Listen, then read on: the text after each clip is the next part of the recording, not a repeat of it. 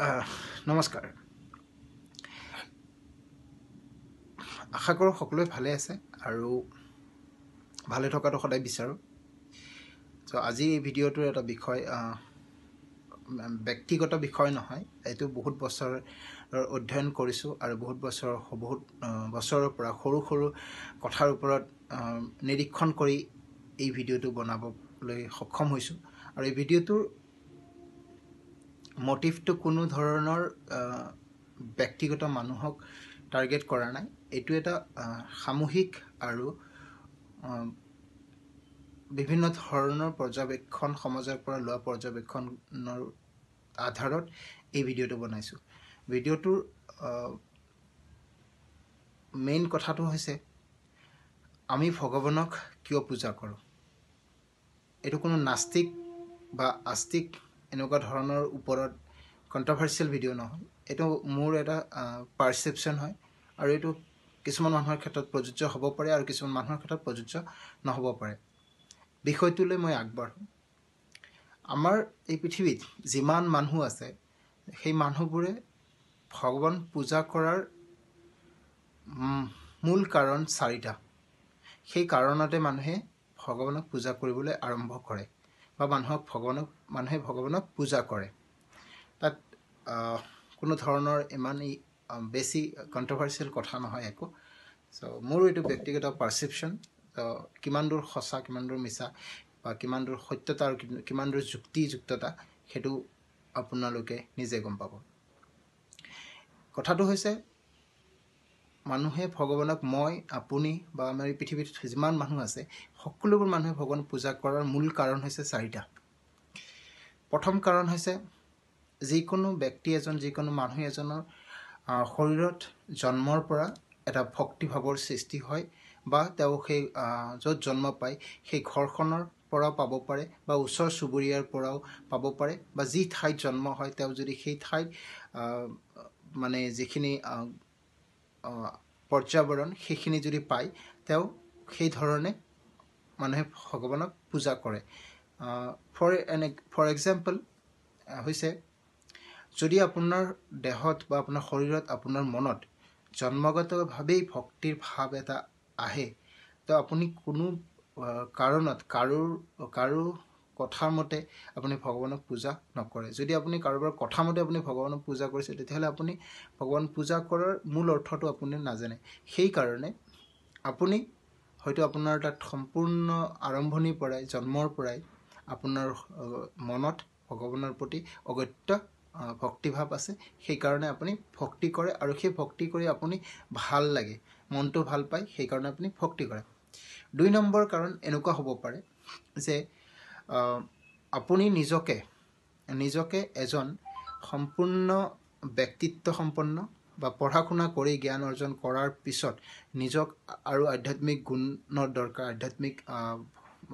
গুণটো আধ্যাত্মিক নলেজটো আধ্যাত্মিক জ্ঞানটো প্ৰয়োজন সেইকাৰণে আপুনি হয়তো ভগৱান পূজা কৰিব পাৰে সেইটো হৈছে কেনেকৈ ধৰণে কৰে ভগৱান পূজা কৰিলে এজন মানুহে পঢ়া শুনা কৰি জ্ঞান অৰ্জন কৰাৰ পিছত নিজকে শক্তিশালী কৰিব বিচাৰে নিজকে কিছুমান গুণ নিজৰ শৰীৰত যিহেতু সকলোখিনি আছে প্ৰথম কথা নিজৰ শৰীৰতে সকলোখিনি মানুহৰ থাকে চ' গতিকে সেই গোটেইখিনি গুণক সেই গোটেইখিনি অংগ বা মিলি পেলাই নিজকে আৰু বেছি শক্তিশালী কৰি আৰু নিজকে সংযম কৰি ৰাখিবৰ কাৰণে মানুহে ভগৱান পূজা কৰে দৈনন্দিন জীৱনৰ যিকোনো সময়ৰ এটাত ৰাতিপুৱা হওক গধূলি হওক বা হওক সেই সময়ৰ ভিতৰত নিজে পূজা অৰ্চনা মাৰ্গটো বাছি লয় 3 নম্বৰ কাৰণটো হৈছে কিছুমান মানুহ এনেকুৱা থাকে সমাজত যে সেই মানুহবোৰ হৈছে বিভিন্ন ধৰণৰ কাম কৰে ভাল বেয়া বিভিন্ন ধৰণৰ যি মনৰ ইচ্ছা আছিলে সেই সকলোবোৰ কাম কৰে কৰাৰ পিছত তেওঁ নিজকে সান্তনা দিবলৈ নিজকে কাৰ ওচৰত কৰিব তেওঁ কোনো বুজি নাপায় তেতিয়া সেই ব্যক্তিজনে এটা বিষয় বাছি লয় যে মই ভগৱানক পূজা কৰি মোৰ কথাখিনি ভগৱানৰ ওচৰত মই ব্যক্ত কৰিম বা মই নজনা মানে ঈশ্বৰৰ ওচৰত মই নিজকে সমৰ্পণ কৰিম আৰু সমৰ্পণ কৰি সেই কথাখিনি মই ক'ম আৰু নিজক মানে শুধৰণি বা কনফেশ্যন কৰে, মানে যিটো গডৰ ওচৰত বা ভগৱানৰ ওচৰত কনফেশ্যন কৰা বুলি কয়, সেই কনফেশ্যন কৰি নিজকে সান্তনা দি আৰু নিজকে শক্তিশালী কৰাৰ প্ৰয়াসেৰে বা জীয়াই থকাৰ যিটো উদ্যমতা পাবৰ কাৰণে সেই পূজা অৰ্চনা কৰিবলৈ আৰম্ভ কৰে। ইয়াত কাৰণটো হৈছে এজন ব্যক্তিয়ে যেতিয়া তেওঁ জীৱনত ভালেই কাম কৰে, সৰুৰ পৰা ভাল কামেই কৰি কৰি গৈ আছে, সমাজখনটো বিভিন্ন ধৰণৰ মানুহৰে মানে সমষ্টি হয়, ভাল বেয়া মানে বিভৎস চব লগ লাগি সমষ্টি হৈ আছে পৃথিৱীখনৰ মানুহবোৰ। চ' সেইবোৰৰ মাজত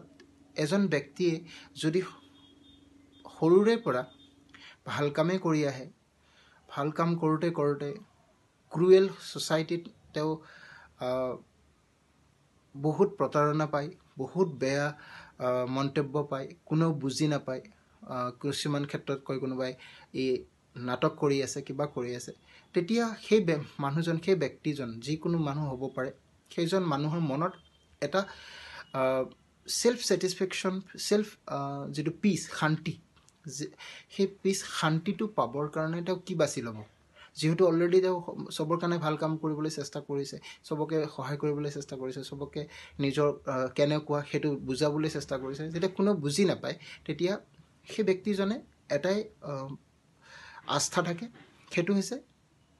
নেদেখাজনৰ ওচৰত প্ৰাৰ্থনা, নেদেখাজনৰ ওচৰত ভক্তি, ভাৱ অৰ্চনা আৰু নিজকে সমৰ্পণ কৰা। আৰু সেইকাৰণে সেই ব্যক্তিজনে ভগৱানৰ 3 নম্বৰ কাৰণটোৰ কাৰণে মানুহে ভগৱানক পূজা কৰে।